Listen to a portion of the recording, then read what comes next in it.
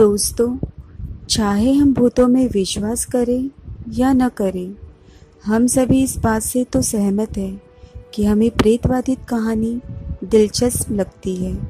हम इस संवेदना से डरते हैं कि हमारे आसपास कुछ ऐसा है जिसे हम देख या छू नहीं सकते हैं।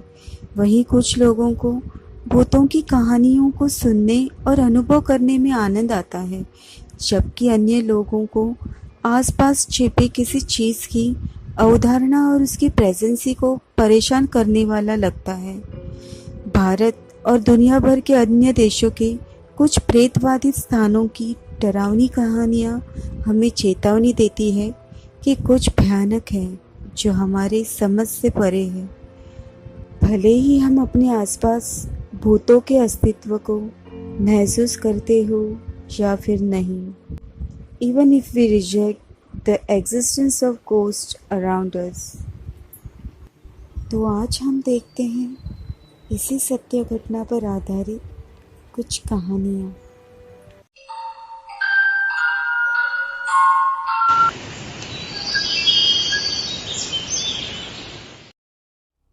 हेलो फ्रेंड्स, आज मैं आपको सुनाने जा रही हूँ एक ऐसी हॉरर स्टोरी जो 15 साल पहले हमारे साथ घटी थी, जब हमारे मामा की डेथ हो गई थी और इस वजह से हम सब गोवा चले गए थे।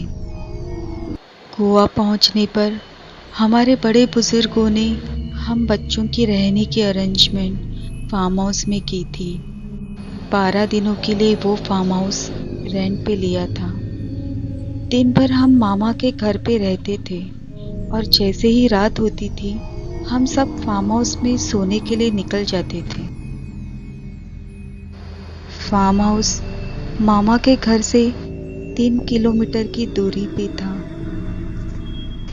सुबह फार्म हाउस बहुत ही खूबसूरत दिखाई देता था, लेकिन जैसे ही रात हो जाती थी वही फार्म हाउस बहुत ही डरावना लगता था।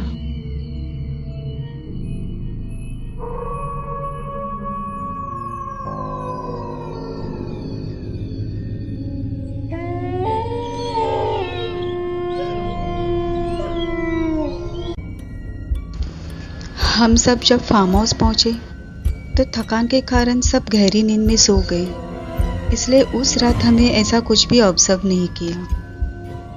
दूसरे दिन सुबह फ्रेश होकर हम सब फार्म हाउस से अपनी गाड़ी लेकर मामा के घर जाने के लिए निकल पड़े। पूरा दिन हमने मामा के घर पर बिताया और रात का खाना खाकर फिर से हम सोने के लिए फार्म हाउस जाने के लिए निकल पड़े।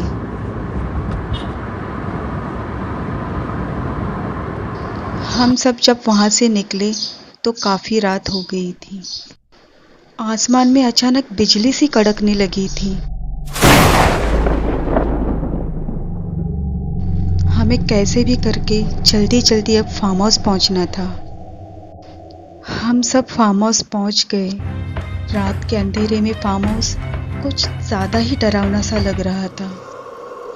भाई ने गाड़ी फार्म हाउस के बाजू में लगा दी।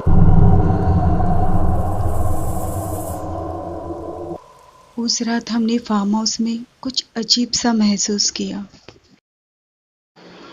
रात भर हमने गेम्स खेले और फिर बातें करते करते हमें कब नींद लग गई पता ही नहीं चला और हम सोने चले गए। सुबह जब हम उठे तो हमें भाई कुछ परेशान सा दिखाई दे रहा था। जब हमने उससे पूछा तो उसने हमें बताया कि वो रात भर सो नहीं पाया।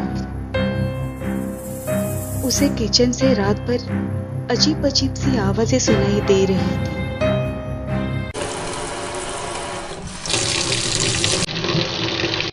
अचानक उसे किचन से अजीब अजीब सी आवाजें सुनाई दे रही थी। वॉश बेसिन से पानी गिरने की, बर्तन गिरने की आवाजें, जैसे कोई चीजें यहाँ वहां कर रहा हो। ऐसा फील हो रहा था जैसे किचन में कोई तो है और वो उसे अपनी मौजूदगी का एहसास करा रहा हो। उसे हिम्मत नहीं हो रही थी कि किचन में जाकर देखने की। किचन जहाँ पर हम सोते थे उस बेडरूम में लगकर ही था, इसलिए जो भी आवाज़ें आती थी वो साफ साफ सुनाई देती थी। हमने भाई से कहा, जब आज रात हम सोने आएंगे तो हम भी रात को देर तक जागेंगे। और हम सब बहुत एक्साइटेड थे ये सारी चीज़ें महसूस करने के लिए। लेकिन हमें क्या पता था कि आगे हमारे साथ और कौन कौन सी मुसीबत आने वाली थी।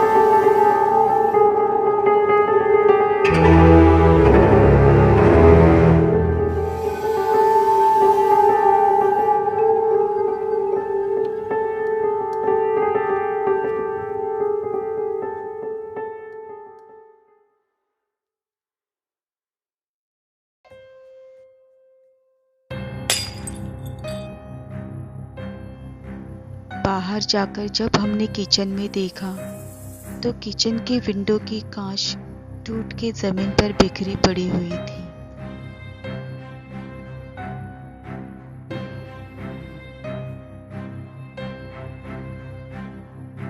वो सब वैसे ही छोड़कर हम सब अपने बेडरूम में सोने चले गए।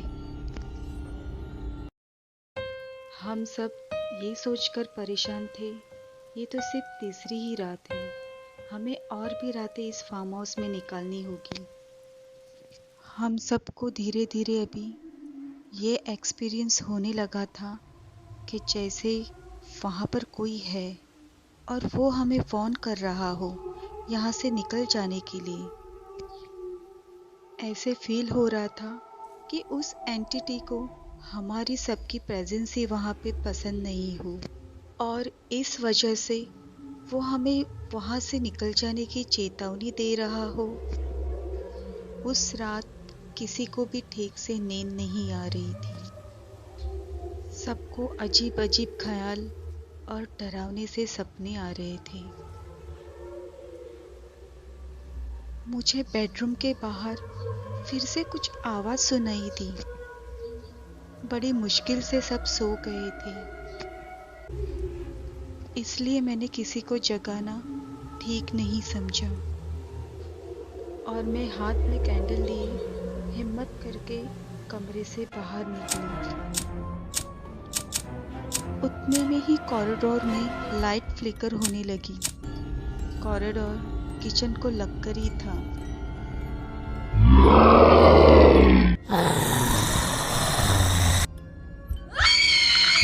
कॉरिडोर से किचन की तरफ एक डरावना सा आदमी मुझे मेरी तरफ आगे बढ़ता दिखा।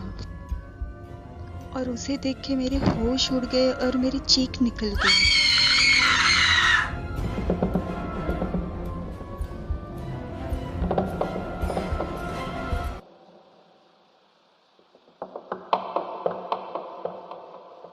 तो फ्रेंड्स, अगर आपको आगे की कहानी जाननी हो तो इस चैनल को जल्द से जल्द सब्सक्राइब कीजिए। और अगर आपको ये कहानी अच्छी लगी हो तो चैनल को लाइक्स और कमेंट्स भी ज़रूर कीजिए, क्योंकि आपके लाइक्स और कमेंट्स ही मुझे प्रेरणा देती है इसी तरह की मिस्टीरियस और हॉन्टेड कहानी मैं आपके पास लेकर आऊँ।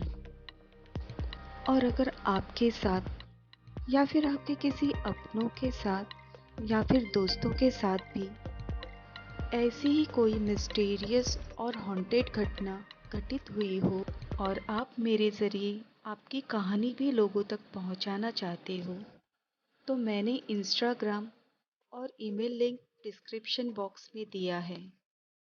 आप अपनी कहानी उसमें पोस्ट कर सकते हो।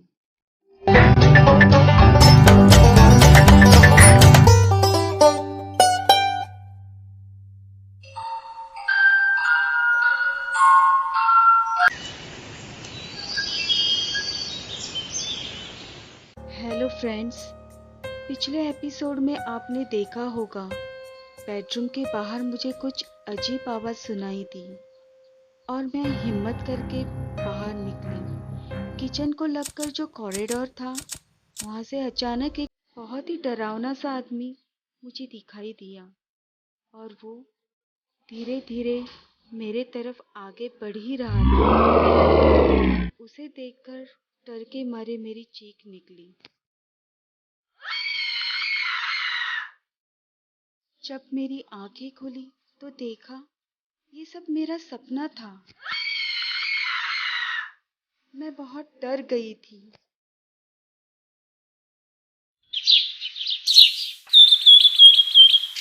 अगले दिन सुबह जब मैंने अपने भाई बहन से रात के सपने के बारे में बताया, तब तो और ही चौंका देने वाली बात पता चली। जो सपना मैंने देखा था वही सपना सबने देखा था, और हम ये सोच के परेशान थे कि एक ही सपना हम सबको कैसे दिखाई दिया।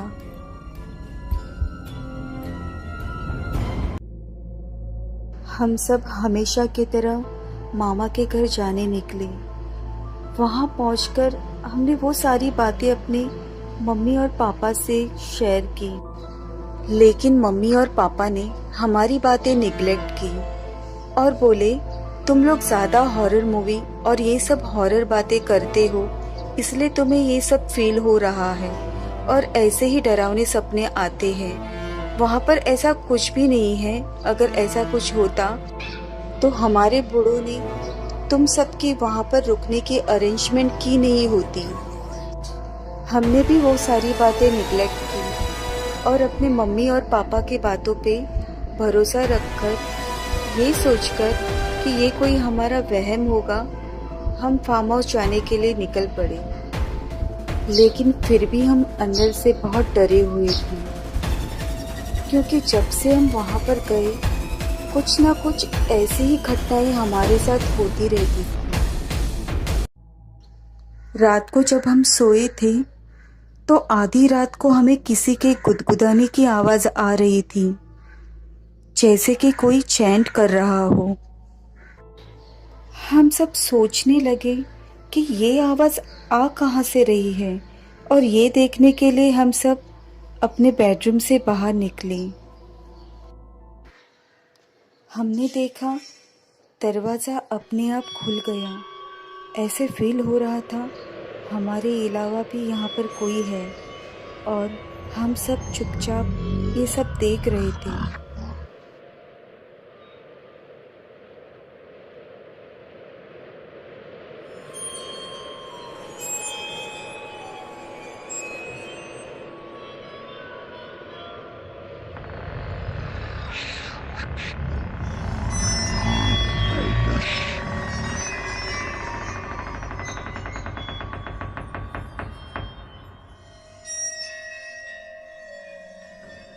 हम बहुत डर गए थे अचानक किसी के पैरों के चलने की आवाज़ें सुनाई दे रही थी।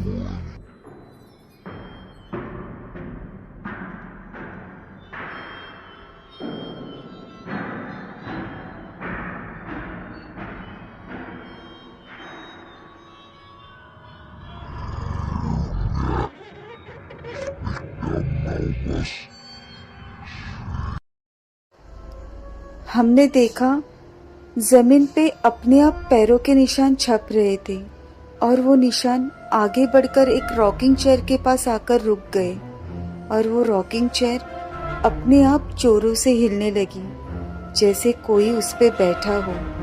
ये सारी चीजें हमारे आंखों के सामने हो रही थी। अगली रात में तो इससे भी डरावनी घटना हमारे साथ हुई थी। उस रात हम फार्म हाउस में थोड़ा जल्दी आ गए थे।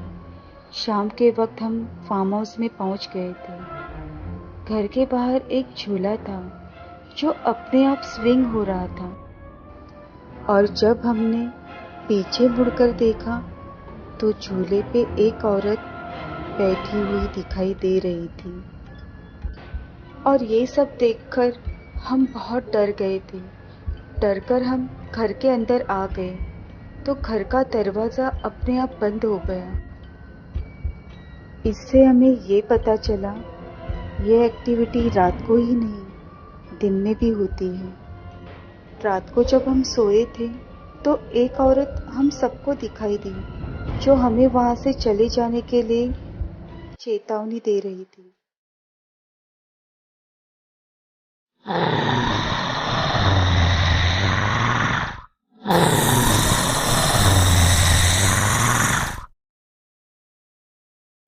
निकल जाओ मेरे घर से।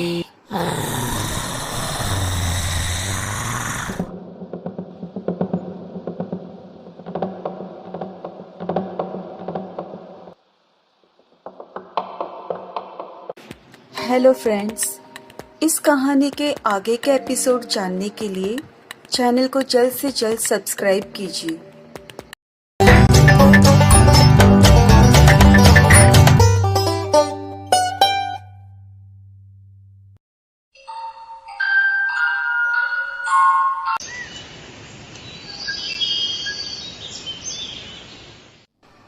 हेलो फ्रेंड्स, पिछले एपिसोड में आपने देखा होगा कि हम फार्म हाउस में शाम को जल्दी पहुंच गए थे और हमें फार्म हाउस के बाहर एक झूला अपने आप स्विंग होता दिखाई दिया।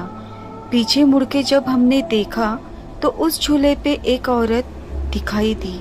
डर के मारे हम सब घर के अंदर आ गए और घर का दरवाज़ा अपने आप जोरों से बंद हुआ और उस रात को हम सबको एक डरावनी औरत नजर आई जो हमें घर से चले जाने की चेतावनी दे रही थी। हमारे साथ उस फार्म हाउस में जो भी कुछ हो रहा था, लेकिन ये सारी बातें हम अपने मम्मी पापा से नहीं बता पाए क्योंकि उन्हें लगता था कि हम ज़्यादातर हॉरर मूवी और इस तरीके के बातें करते हैं, इसके लिए हमें ये सारा वहम हो रहा है। उस दिन अचानक हमारे बड़े मामा अपने दोनों बेटों के साथ घर आ गए और उन्हें पता चला कि हम सब उस फार्म हाउस में रुके हैं। उन्होंने हमें फार्म हाउस के बारे में पूछा और हमने उनसे वो सारी बात बता दी जो हमने 8 दिनों तक उस फार्म हाउस में महसूस की। मामा ने हमारी सारी बातें सुनी और उस रात उन्होंने अपने दोनों बेटे महेश और निखिल को हमारे साथ फार्म हाउस भेज दिया ताकि हमें वहाँ पे थोड़ी हिम्मत मिले।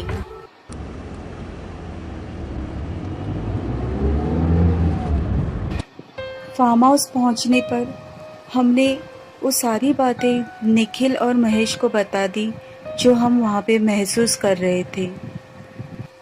लेकिन मामा का छोटा बेटा निखिल उस एंटिटी का कुछ ज़्यादा ही मजाक उड़ाने लगा था। हमने उसे रोकने की बहुत कोशिश की लेकिन वो नहीं माना। रात को हम सब तो इत्मीनान से सो गए थे क्योंकि आज हमारे साथ मामा की दोनों बेटी थी, लेकिन मामा का छोटा बेटा निखिल उसे बिल्कुल ही नींद नहीं आ रही थी। अजीब सी बेचैनी हो रही थी, घुटन सी महसूस हो रही थी। इसलिए निखिल भाई ने सोचा कि मैं थोड़ा फार्म हाउस के बालकनी में जाके टहल लेता हूँ, जिससे कि थोड़ी घुटन कम हो जाए। अभी निखिल भैया को बालकनी में टहलते हुए कुछ ही पल ही हुए थे कि इतने में उन्हें एक अजीब सी आवाज़ सुनाई दी। उन्होंने यहाँ वहाँ देखा, लेकिन कोई नहीं दिखाई दे रहा था। चारों तरफ घना अंधेरा था। अब ये वो देख ही रहे थे कि फिर से उन्हें आवाज़ सुनाई दी, और ये आवाज़ उन्हें बहुत नज़दीक से आ रही थी। ढूंढते ढूंढते उन्होंने आवाज़ की तरफ देखा तो उनकी नज़र फार्म हाउस के छत की तरफ गई। वहाँ एक औरत सफ़ेद कपड़े पहने हुए, अपने बाल खुले छोड़ के टेरेस की बॉर्डर पे बैठ के अपने पैर हिलाते हुए उन्हें हाथ से वेव करते हुए आवाज़ कर रही थी। ये देख के निखिल भैया के होश ही उड़ गए और डर के मारे वो जब घर के अंदर भागने लगे तो उस औरत ने उनके ऊपर छलांग लगाई।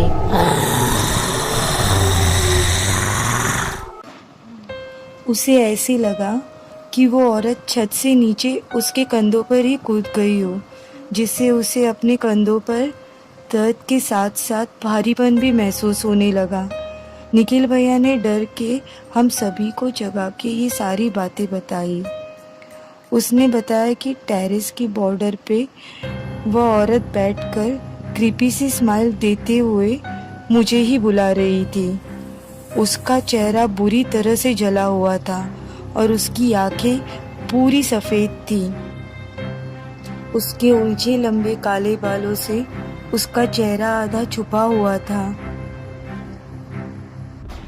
निखिल भैया बहुत ज़्यादा डरे हुए थे और वो उस फार्म हाउस में एक पल के लिए भी रुकना नहीं चाहते थे, लेकिन महेश भैया ने उन्हें बहुत ज़्यादा समझाया। फिर बाकी की सारी रात हम सब ने जाग कर बिताई और अगली सुबह पहली फुर्सत में हम सब घर के लिए निकले।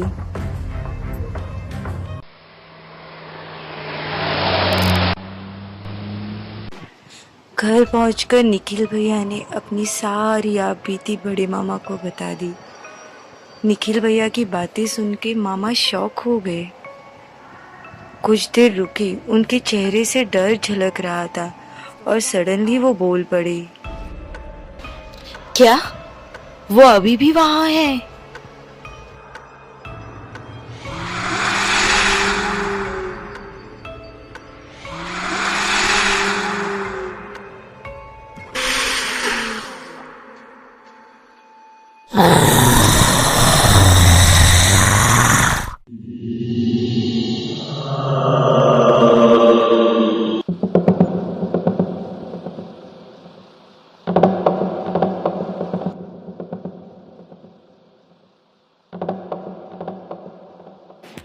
हेलो फ्रेंड्स, इस कहानी के आगे के एपिसोड जानने के लिए चैनल को जल्द से जल्द सब्सक्राइब कीजिए।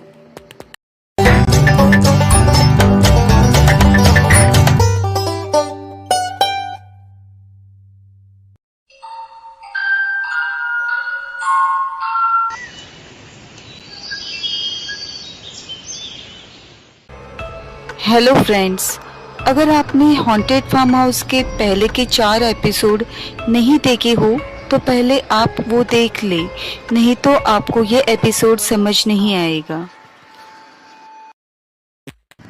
पिछले एपिसोड में आपने देखा होगा कि बड़े मामा ने अपने दोनों बेटों को हमारे साथ फार्म हाउस भेजा, लेकिन वहां पहुंचकर निखिल ने उस एंटिटी का मजाक उड़ा के उसे और ज्यादा उकसाया, जिस वजह से वो निखिल के सामने आ गई और उसे बहुत बुरी तरीकों से हॉन्ट करने लगी। पहली फुर्सत में जब हम घर पहुंचकर मामा से सारी बातें बताई, तब मामा ने कहा, क्या वो अभी भी वहीं है? अब आगे जब मामा से हमने पूछा, आप किसकी बात कर रहे हो, कौन अभी भी वहाँ है, तब मामा ने हमें बताया, लगभग 35 से 40 साल पहले की बात है। ये गांव खुशहाल हुआ करता था। सब अपनी जिंदगी खुशहाली से बिता रहे थे।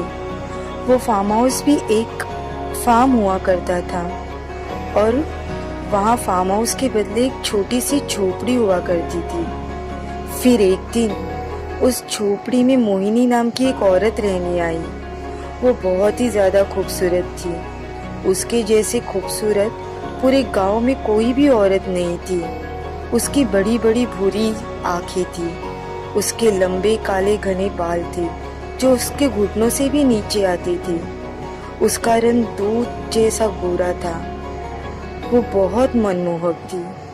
हर किसी से वो हंस के और प्यार से बात करती थी। जो भी उससे बात करता था वो उसकी खूबसूरती में खो जाता था, चाहे वो गांव की कोई औरत हो या मर्द। गांव के कुछ मनचले लड़कों का उस पर कुछ ज्यादा ही ध्यान रहता था।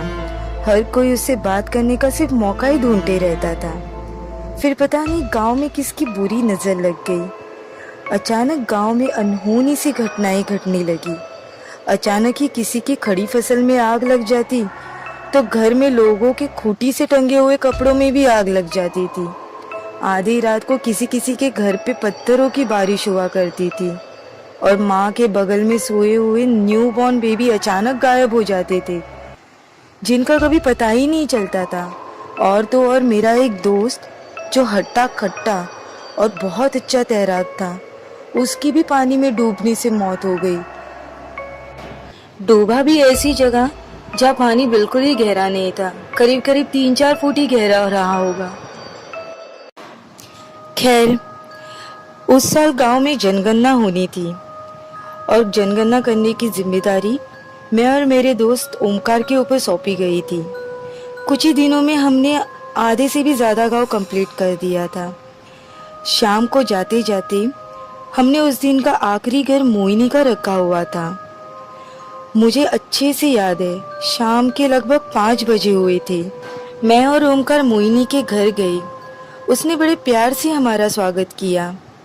फिर हमने उसकी डिटेल नोट डाउन करने लगे। फिर काम होने पे जब हम उसके घर से जाने लगे तो उसने हमें कहा, रुकिए, मैं आपके लिए गर्मा गर्म जलेबी और मिल्क शेक लेके आती हूँ। हम उसे मना ही नहीं कर पाए। फिर वो किचन में गई और तुरंत ही बाहर आ गई और गर्मा गर्म जलेबी हाथ में थमाई। ये देख के हम दोनों भी शॉक हो गए। पिछले 15 मिनट से मोहिनी हमारे साथ बैठ के अपनी डिटेल लिखवा रही थी और ये जलेबी देख के तो ऐसे लग रहा है जैसे पिछले 15 मिनट से वो किचन में खड़ी होके बना रही हो। और उतने में ही 2 ग्लास मिल्क शेक हमारे हाथों में थमाकर फिर किचन की तरफ जाने लगी। जब हमने मिल्क शेक को देखा तो उसमें बहुत कीड़े भरे हुए थे, जैसे कि वो बहुत ही पुराना सड़ा हुआ सा मिल्क शेक हो। हम दोनों ने चौंक कर एक दूसरे को देखा और मोहिनी की तरफ देखा। वो किचन में जा रही थी। गौर से देखने पे हमें दिखा कि मोहिनी के पैर उल्टे थे, यानी वो जा तो किचन में रही थी लेकिन उसके पैर हमारी तरफ मुड़े हुए थे। ये देख के हम दोनों बहुत ज्यादा शॉक हो गए और डर भी गए थे। ओमकार ने मेरे हाथों से मिल्कशेक का ग्लास नीचे रखकर मेरा हाथ खींचते हुए घर से बाहर ले गया। हम दोनों बहुत ही ज्यादा डरे हुए थे। थोड़ी ही दूरी पे एक चाय की टपरी थी, वहां जाके हम दोनों बैठ गए। एक्चुअली ओमकार को इन सब बातों का थोड़ा बहुत नॉलेज था। चाय पीते पीते मैंने ओमकार से पूछा कि दोस्त, ये सब क्या था? तब ओमकार बोला, मोहिनी एक चुड़ैल है।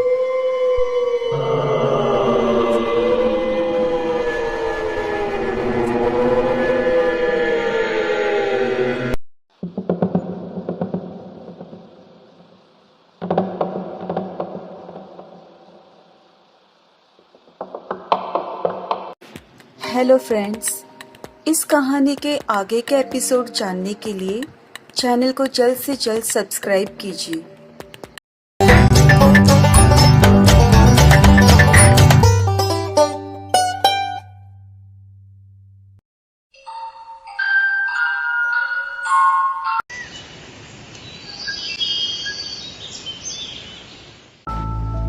हेलो फ्रेंड्स, अगर आपने हॉन्टेड फार्म हाउस के पहले के एपिसोड नहीं देखे हो तो पहले आप वो देख लें, नहीं तो ये एपिसोड आपको समझ में नहीं आएगा। पिछले एपिसोड में आपने देखा होगा मामा और मामा के दोस्त ओमकार जब जनगणना के सिलसिले में मोहिनी के घर पहुंचे, तब मोहिनी के उल्टे पांव देखकर वो दोनों वहां से भागकर एक चाय के टपरी पे चाय पीते पीते मोहिनी के बारे में बात कर रहे थे। मामा ने मोहिनी के बारे में पूछने पर ओमकार ने बताया कि मोहिनी एक चुड़ैल है और उसके गांव में आने पर गांव में अनहोनी घटनाएं घट रही है।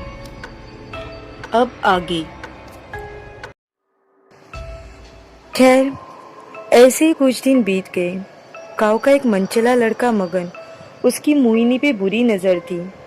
एक रात जब मगन मोहिनी के घर के पास से गुजर रहा था, तब उसकी घर की बत्ती जलती दिखी। क्यूरियोसिटी के चलते वो उसके घर में ताक झाँक करने लगा। उसने आधी खुली खिड़की से जो देखा वो देखकर दंग ही रह गया, जैसे उसके पैरों तले से ज़मीन ही खिसक गई हो। उसने देखा वहाँ एक बूढ़ी औरत थी जो देखने में लगभग 100 साल से भी ज़्यादा उम्र की लग रही थी। उसके लंबे सफ़ेद घुंघराले बाल थे, चेहरे पर बहुत ज़्यादा झुर्रियाँ थी, उसकी आंखें सफ़ेद थीं और वो देखने में बहुत ही ज़्यादा डरावनी लग रही थी। वो एक जगह बैठी थी और कुछ चैंट कर रही थी। उसके हाथ में एक बड़ी सी किताब थी और सामने एक चूल्हे पे बड़ी सी हांडी चढ़ाई हुई थी, जिस पे वो अपने हाथ घुमा रही थी और कुछ चैंटिंग कर रही थी। उस हांडी के आगे एक सर्कल बनाया हुआ था। उस सर्कल में एक न्यूबॉर्न बेबी रखा हुआ था। ये देखकर मगन के तो होश ही उड़ गई।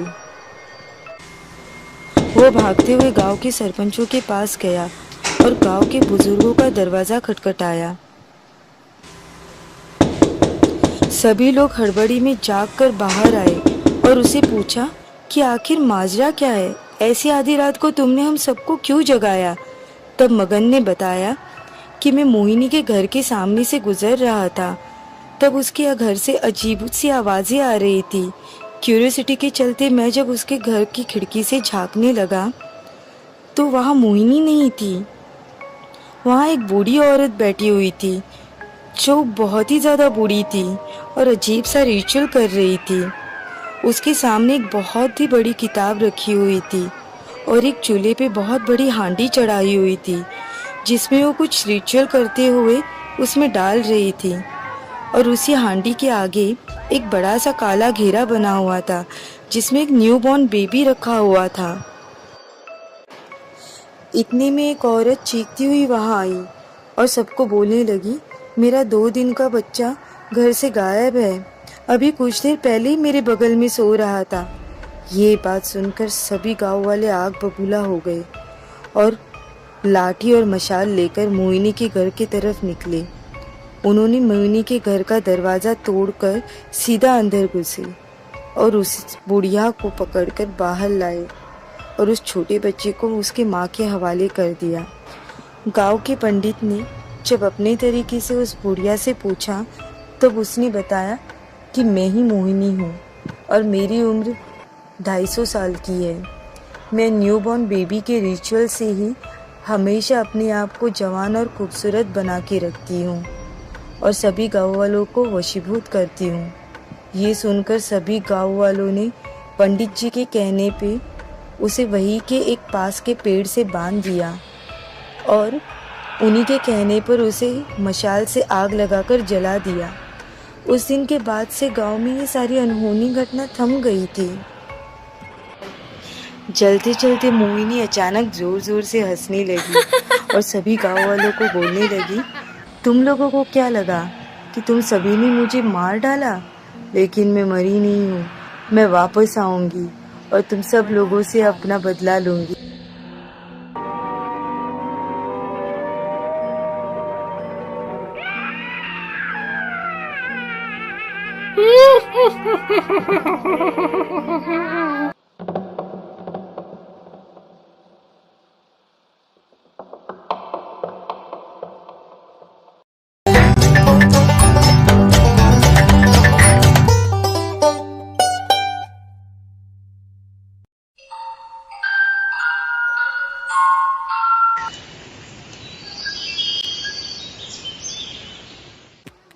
Hello friends, haunted farm house का ये फाइनल एपिसोड है। अगर आपने इसके पहले के एपिसोड नहीं देखे हो तो डिस्क्रिप्शन में आपको इसका लिंक मिल जाएगा। अब तक आपने देखा होगा कि हमारे साथ फार्म हाउस पर कैसे बोन चिलिंग एक्टिविटी हो रही थी और किस तरीके से हम सारे सिचुएशन को फेस करते आए। अगर आप भी जानना चाहते हो कि हमारे साथ फार्म हाउस में क्या हुआ तो इसके पहले के सारे एपिसोड देख लीजिए, तभी आपको ये एपिसोड समझ में आएगा। मामा की बताई हुई ये स्टोरी सुनने के बाद अब तो मम्मी और पापा को भी हम पे यकीन हो गया कि हम जो भी बात उन्हें बता रहे थे वो हमारा वहम या कोई मनगढ़ंत कहानी नहीं थी, बल्कि हकीकत थी, सच्चाई थी। खैर, अगले दिन छोटे मामा की 12वीं थी, तो मामा के घर पे पूरा दिन हमारा अगले दिन की 12वीं की तैयारी में ही बीत गया। और आज की रात हमारी आखिरी रात थी उस फार्म हाउस पे, जो हमें किसी भी हालत में गुजारनी थी। हमें ज़्यादा डर ना लगे इसलिए हमारे सपोर्ट के लिए मामा ने अपने बड़े बेटे महेश को हमारे साथ भेज दिया। और जाते वक्त मामा ने महेश भैया के हाथ में हनुमान चालीसा की छोटी सी किताब और ओम का एक लॉकेट दिया। और मामा ने जाते जाते महेश भैया को ये भी बोला कि सिचुएशन अगर ज़्यादा ख़राब लगे तो सबको लेकर तुरंत ही वहाँ से निकल आना। हम सब ने भी ये सोचा कि पूरी 10 रातें हमने सारी सिचुएशन को फेस किया, ये आखिरी रात भी निकल जाएगी।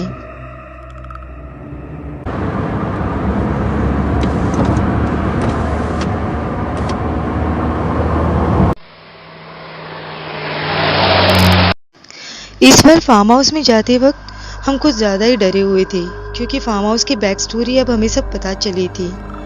और अब ये भी पता चला था कि वो एंटिटी कुछ और नहीं बल्कि एक चुड़ैल है। हम सब ने ये डिसाइड किया कि हम सब इकट्ठा ही रहेंगे और एक ही रूम में सोएंगे। रात के लगभग 2 बजे रहे होंगे। दिन भर की थकावट के कारण सब जन बेसुध होके सो गए थे। मेरी भी आँख लग ही रही थी कि इतने में मेरे कानों में किसी की विस्परिंग साउंड सुनाई पड़ी।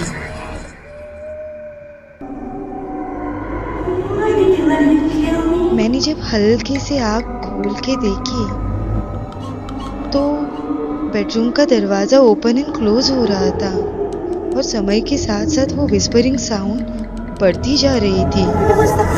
अब मेरी नींद पूरी तरह से उड़ गई थी। समझ में नहीं आ रहा था कि आवाज़ आखिर आ कहाँ से रही है। जब मैंने आँख खोल के कमरे में चारों तरफ देखा तो जो नज़ारा दिखाई दिया वो देख के तो मेरे होश ही उड़ गए। मैंने देखा कि मेरी छोटी सिस्टर बेड से करीब 2 फुट ऊपर हवा में लेविटेट हो रही थी। मैं जब उसके करीब गई तो ऐसे लग रहा था जैसे उसके अंदर जान ही नहीं है, बेजान से वो लेविटेट हो रही थी। मैंने उसे उसके नाम से पुकारा भी, लेकिन वो अपने जैसे होश में ही नहीं थी। अब मेरे पैरों तले से ज़मीन ही खिसक गई थी। मेरे समझ में ही नहीं आ रहा था कि आखिर मैं क्या करूं। हड़बड़ाहट में मैंने सबको जगाया। जब सबने आँख खोल के देखा तो देख के सबके होश ही उड़ गए। किसी को समझ में ही नहीं आ रहा था कि आखिर करे तो करे क्या, क्योंकि इस तरह की एक्टिविटी पहली बार वो अपने सामने देख रहे थे। आखिरकार महेश भैया ने अपने पास का ओम का लॉकेट छोटी सिस्टर के ऊपर रखा। जैसे ही ओम का लॉकेट उसके ऊपर रखा वैसे ही वो नॉर्मल हो गई। लेकिन अब हम बहुत बुरी तरह से डर गए थे। जब हम बाहर जाने लगे तो अचानक हमारे बेडरूम का दरवाज़ा बाहर से लॉक हो गया। फिर बेडरूम की विंडो की कांच टूटी और तेज हवा का झोंका अंदर आया, जिसके साथ साथ अजीब सी बदबू आने लगी। और अचानक दीवार पर एक साया दिखने लगा। ये देखकर हम सब अभी और भी ज़्यादा डर गए थे। किचन से भी हमें लगातार बर्तन गिरने की आवाज़ें सुनाई दे रही थी। फिर महेश भैया ने हनुमान चालीसा पढ़नी शुरू किया। उनके साथ साथ हम सभी हनुमान चालीसा पढ़ने लगे। तब जाके बेडरूम का दरवाज़ा अपने आप खुल गया। हम सब भागकर हॉल में आ गए तो वो चुड़ैल मोहिनी हमारे पीछे पीछे हॉल में भी आ गई और हमें बुरी तरीके से हॉन्ट करने लगी। हम जहाँ पर भी जाते थे वो हमारे पीछे पीछे आ जाती थी और आकर अब तो हम पे हमला भी करने लगी थी। सिचुएशन हाथ से बाहर निकलती देख हम सब ने ये डिसाइड किया अब हम यहाँ एक पल भी नहीं रुकेंगे। छोटे भाई ने तुरंत ही कार की चाबी निकाली और हम सब बाहर की तरफ दौड़े। महेश भैया ने दौड़ कर जाकर कंपाउंड का गेट खोल दिया और हम सब तुरंत ही गाड़ी में जाके बैठ गए। लेकिन अभी भी वो चुड़ैल हमारा पीछा करते हुए बाहर तक आ गई थी। भाई ने आओ देखा न ताओ और सीधे तेजी से गाड़ी गेट से बाहर निकाली। लेकिन अब गाड़ी से उतरकर कंपाउंड का गेट बंद करने की हिम्मत किसी में भी नहीं थी, क्योंकि वो चुड़ैल अब गेट तक पहुंच गई थी।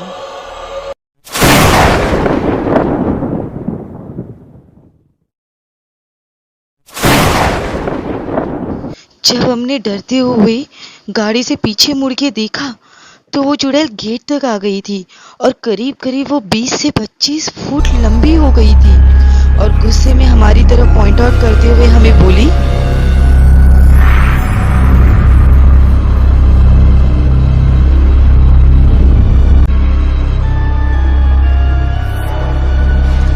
तुम लोगों ने क्या समझा कि तुम लोग बच गए? मैंने तुम्हें छोड़ दिया इसलिए तुम बच गए, लेकिन अगर अगली बार तुम लोग फिर से यहाँ पर दिखे तो मैं किसी को भी नहीं छोड़ूंगी।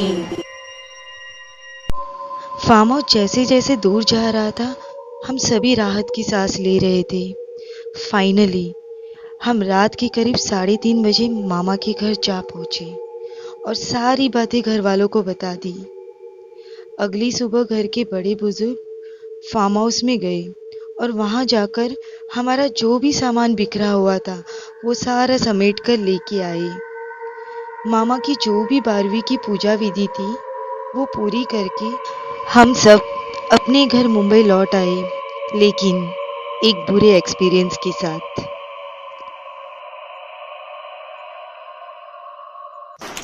खैर, इस बात को करीब 15 साल बीत गए हैं, लेकिन आज भी उस हॉन्टेड फार्म हाउस में कोई भी नहीं रहता है। आज भी वहां से गुजरने वाले लोगों को कभी फार्म हाउस के अंदर से, तो कभी झूले पे, या तो फिर कभी कंपाउंड के अंदर मोहिनी का साया दिखाई देता ही है।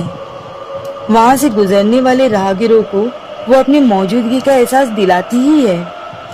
और आज भी हम जब उस फार्म हाउस के सामने से जब भी गुजरते हैं तो अंदर से सहम जाती है।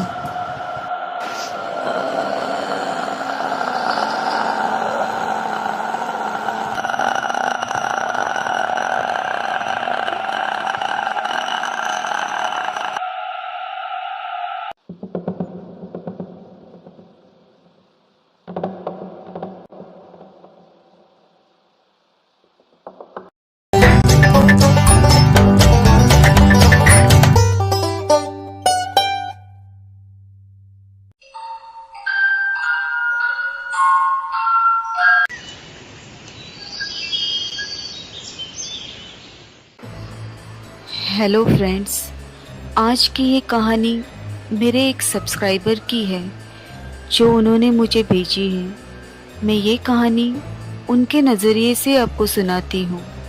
मेरा नाम सुनीता है। मैं मुंबई शहर की रहने वाली हूँ और ये उस समय की बात है जब मेरी उम्र लगभग 14 साल की थी और मैं अपनी गर्मियों की छुट्टियाँ बिताने अपने गांव गई थी। मुझे देखकर मेरे नाना नानी बहुत खुश हुए, लेकिन हमारी खुशियों को तो जैसे किसी की नज़र ही लग गई हो। हमारे कुछ दिन तो गांव में बहुत अच्छे से बीत गए। एक दिन मैं अपने सहेलियों के साथ खेल रही थी। खेलते खेलते मेरी नज़र एक इमली के पेड़ पर गई। इमली के पेड़ पर बहुत सारी इमलियाँ लगी देखकर मैंने अपनी सहेलियों को बुलाया और हम सब ने मिलकर बहुत सारी इमलियाँ नीचे गिराई। सारी इमलियाँ ज़मीन पर बिखरी पड़ी हुई थी। उसे हम सब इकट्ठा करने में लगे हुए थे। ज़मीन पर पड़ी इमली इकट्ठा करते करते मेरी नज़र मिट्टी में दबे हुए एक पोटली पर गई। उस पोटली का हिस्सा ज़मीन में आधा गड़ा हुआ था। मैंने उस पोटली के आजू बाजू के मिट्टी को कुरेद कर उस पोटली को ज़मीन से बाहर निकाला। उस पोटली के अंदर ऐसा क्या होगा, ये सोचकर मेरे मन में उत्सुकता बढ़ने लगी और क्यूरियोसिटी के चलते मैंने वो पोटली खोलकर देखी। उस पोटली में एक गुड़िया थी जो बहुत ही पुरानी दिखाई दे रही थी। वो गुड़िया पुरानी होकर भी बहुत ही सुंदर और आकर्षित थी। मैं उस गुड़िया को अपने साथ घर लेकर आ गई, लेकिन मुझे क्या पता था इस गुड़िया के कारण ही हमारी खुशियों को ग्रहण लगने वाला था। मैंने घर आकर वो गुड़िया अपनी नानी को दिखाई और उन्हें वो सारी बात बताई जहाँ पर मुझे ये गुड़िया मिली थी। मेरी सारी बात सुनकर नानी चिड़चिड़ा गई और मुझे चिल्लाते हुए बोली, अरे मूर्ख, ये तूने क्या कर दिया? ये गुड़िया कोई साधारण गुड़िया नहीं है, ये तो चुड़ैल की गुड़िया है और तुमने उसे बाहर निकालकर चुड़ैल को गुस्सा दिला दिया है। अब तो वो चुड़ैल तुम्हारे पास जरूर आएगी। ये सारी बातें सुनकर तो मेरे पैरों के नीचे से ज़मीन ही खिसक गई। डर के मारे मैं कांप रही थी। चुड़ैल मेरे पास आएगी ये सोचकर तो मैं बहुत डर गई थी। डरते हुए मैंने नानी से पूछा, वो ऐसा क्यों करेगी? तब नानी बोली, ऐसे ही गुड़िया में भटकती हुई आत्माओं को कैद करके उसे ज़मीन में गाड़ा जाता है ताकि वो किसी को नुकसान न पहुंचाए। और तुम उस मनहूस गुड़िया को ज़मीन से बाहर निकालकर घर लेकर आ गई हो और अपने पीछे उस चुड़ैल को भी लेकर आ गई हो। अब वो चुड़ैल अपना बदला लेने ज़रूर यहाँ पर आएगी और हम किसी को भी नहीं छोड़ेगी। नानी की कही हुई बातों से मुझे रात भर नींद नहीं आ रही थी। बार बार मेरे आँखों के सामने चुड़ैल दिखाई दे रही थी। उस रात करीब 2 बजे मेरे कमरे की लाइट अचानक से ऑन ऑफ होने लगी। डरकर मैंने चारों ओर टॉर्च जलाकर देखा। तब मेरे बेडरूम के दरवाजे पे किसी के हाथों की परछाई दिखने लगी।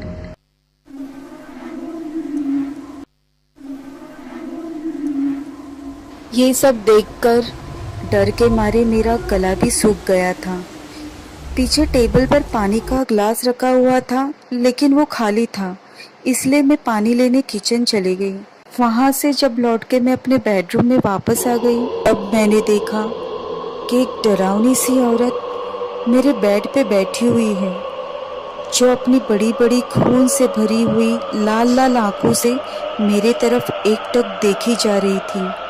और उसके बाजू में जो चेयर थी उस पर वो गुड़िया बैठी हुई थी, जो क्रीपी से स्माइल देते हुए मेरे तरफ देख रही थी। ये सब देखकर मैं बहुत डर गई थी और मैं दौड़ते हुए नाना नानी के कमरे में चली गई, लेकिन वहाँ पर नाना नानी नहीं थे। पूरे घर में मैं अपने आप को अकेला महसूस कर रही थी और उस अंधेरे में मैं डर के मारे ज़मीन पर बेहोश होकर गिर गई।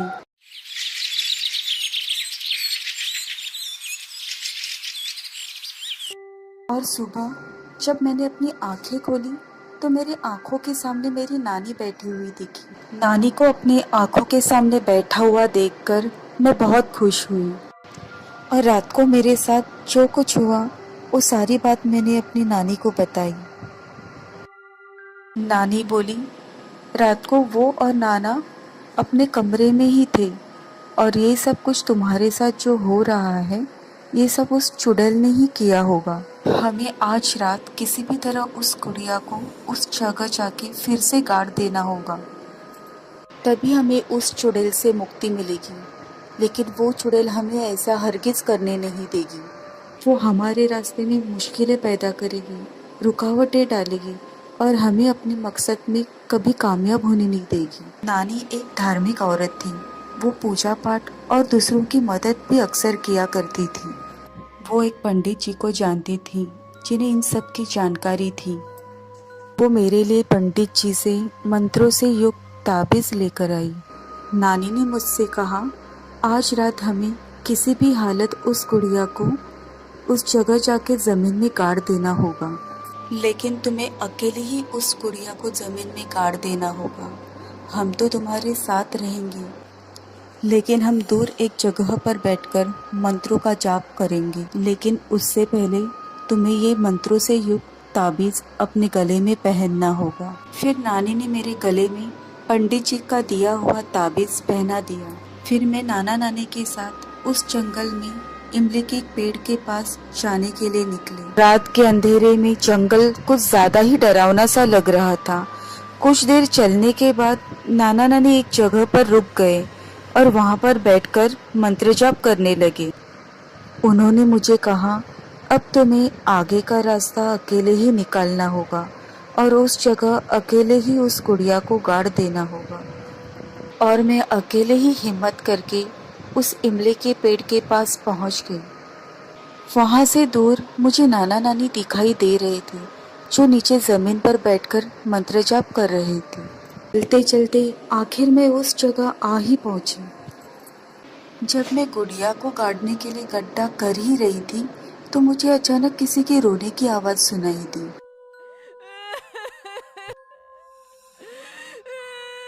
तब मुझे नानी ने बताई हुई बात याद आ गई।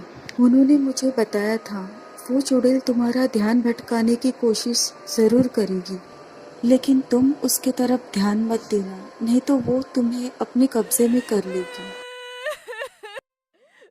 मुझे बार बार यही महसूस हो रहा था जैसे कोई मेरे पीछे खड़ा हो और मुझे घूर रहा हो। लेकिन मैंने उन सारी चीजों पे ध्यान न देते हुए उस गुड़िया को जमीन में गाड़ दिया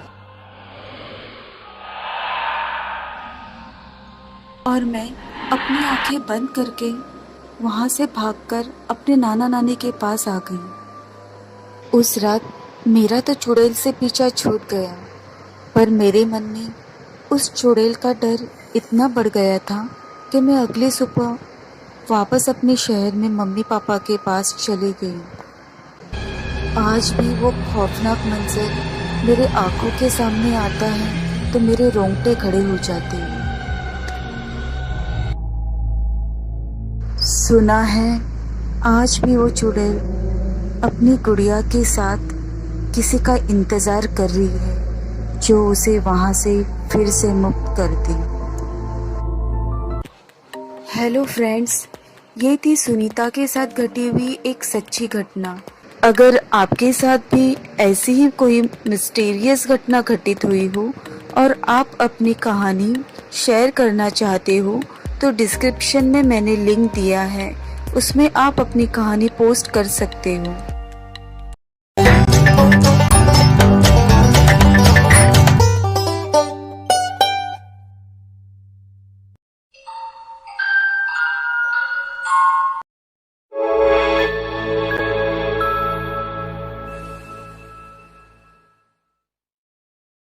सोनम ने फ्राइडे नाइट अपने बिजनेस पार्टी में खूब एंजॉय किया। करीब 11:30 बजे पार्टी से निकलने के बाद सोनम ने अपनी रूममेट आशा को फ़ोन करने की कोशिश की, लेकिन वो फ़ोन नहीं उठा रही थी।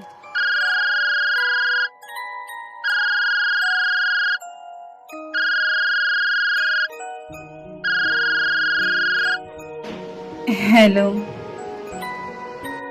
अरे यार, मैंने 20 बार तुम्हारा फ़ोन ट्राई किया और अब जाकर तुमने मेरा कॉल रिसीव किया। प्लीज़ मुझे लेने आ जाओ। तुमने टाइम देखा है? इतनी रात हो चुकी है। तुमने बोला था 9 बजे तक फ्री हो जाऊंगी। मैं तुम्हारे कॉल का इंतज़ार करके सो गई। सॉरी यार, टाइम का मुझे अंदाज़ा ही नहीं लगा। अब आ जाओ ना लेने। रात के अब 12 बजने वाले हैं और मैं इतनी रात को ड्राइव नहीं करूंगी। सुनो, तुम कैब पकड़ कर आने की कोशिश करो। मैं सो रही हूँ, मुझे कल ऑफिस के लिए जल्दी उठना है। जब आशा ने सोनम को पिक करने से मना कर दिया, तब सोनम गुस्से से कैब के तलाश में चलना शुरू हो गई। रात के समय सुनसान सड़क पर अकेले चलना सोनम को अब डर सा महसूस होने लगा था, क्योंकि उसने उस रास्ते के बारे में अजीबोगरीब कहानियां सुनी हुई थी। उसके दिमाग में लोगों ने कही हुई सारी बातें घूम रही थी कि उसे अचानक यह महसूस होने लगा कि कोई उसका पीछा कर रहा हो। उसे पीछे मुड़कर देखने की हिम्मत नहीं हो रही थी। जब उसने डरते हुए पीछे मुड़कर देखा तब उसे एक आदमी उसका पीछा करता हुआ नजर आया। अंधेरा काफी होने की वजह से उसका चेहरा ठीक से दिखाई नहीं दे रहा था। वो धीरे धीरे उसके तरफ ही आगे बढ़ रहा था और अजीब सी डरावनी सी आवाज से चीख रहा था। सोनम काफी डर गई थी। उतने में ही उसे सामने से एक कैब आती दिखाई दी।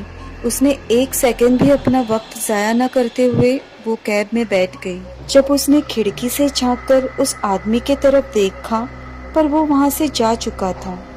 उसने राहत की सांस ली और उसने कैब ड्राइवर को अपने बिल्डिंग अपार्टमेंट के पास रोकने के लिए कहा। आखिरकार वो अपने बिल्डिंग अपार्टमेंट में पहुंच गई।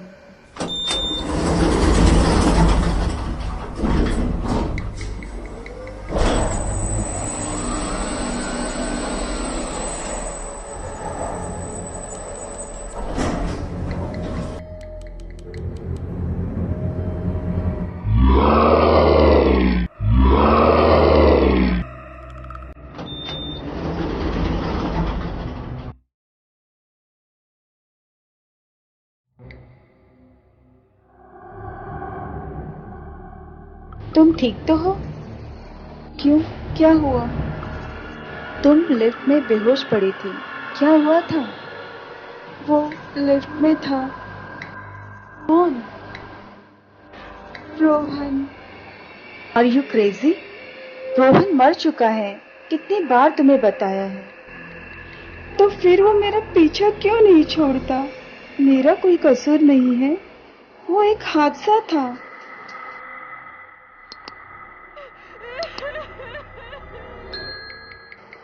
बहुत रात हो गई है, मुझे कल ऑफिस के लिए जल्दी उठना है। मैं सोने जा रही हूँ।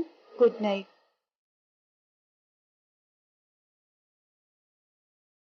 रोहन एक सीधा साधा नेक दिल का अच्छा लड़का था जो सोनम से बेहद प्यार करता था, मगर सोनम उसके साथ बहुत ही बुरा रवैया रखती थी।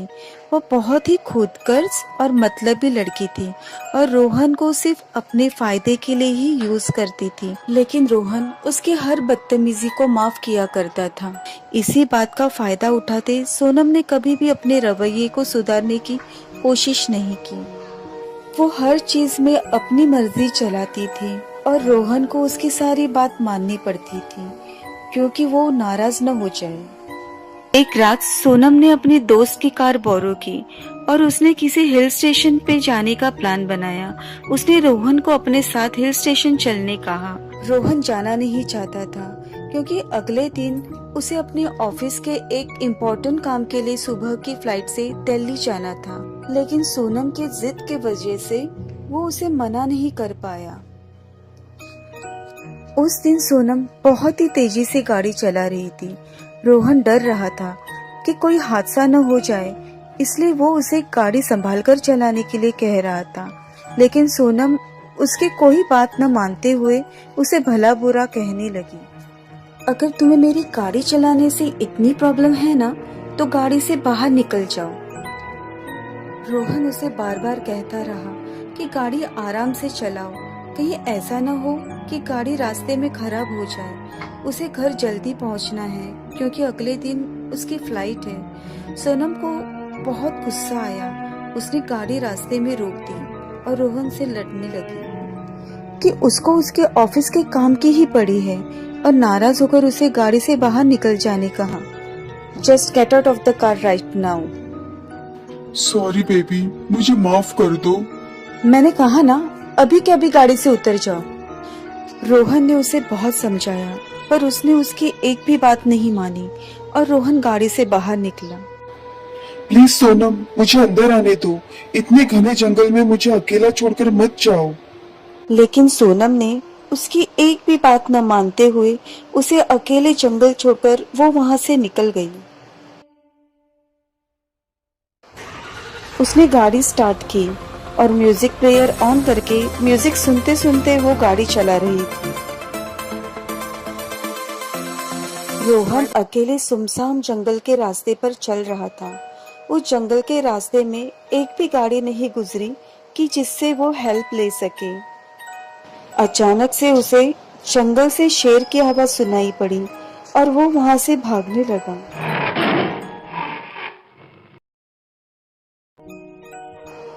और जब सोनम का ध्यान गाड़ी के सीट पर पड़े रोहन के मोबाइल पर चला जाता है, तब वो उसे देने वापस उस जंगल की ओर गाड़ी को घुमा लेती है।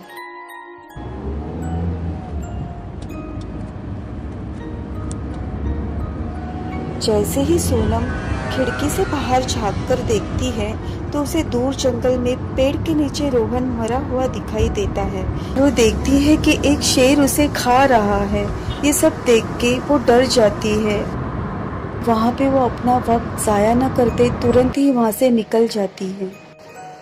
रोहन की डेड बॉडी कभी किसी को नहीं मिली और सोनम ने ये सारा इंसिडेंट कभी किसी को नहीं बताया। लेकिन इसमें मेरा क्या कसूर? ये तो एक एक्सीडेंट था।